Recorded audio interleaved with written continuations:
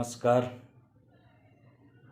आज हूँ 1 अगस्त 2024। ए 1 अगस्त 2024 रे वर्तमान एक खुशीर खबर। ए खुशीर खबर होची आम खेल जगत उपरे जोटा कि वर्तमान चली पेरिस रे ओलंपिक गेम।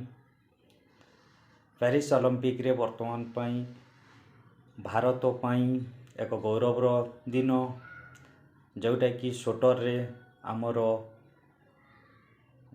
शूटर पदक जीति तांका ना होची स्वप्निल कुशल। से भारत पाई तृतीय ब्रोंज पदक आनी। या पूर्व आनी महिला सिंगल्स रे मनु भकर एवं मिक्स डबल्स रे मनु भकर और सरबजीत सिंह दुई जन व्यतीत आउ कि आनी नथिले। आज शूटर 50 मीटर राइफल शूटर रे आनी आमर भारतर स्वप्निल कुशल भारत पाई तृतीय ब्रोंज पदक आनी।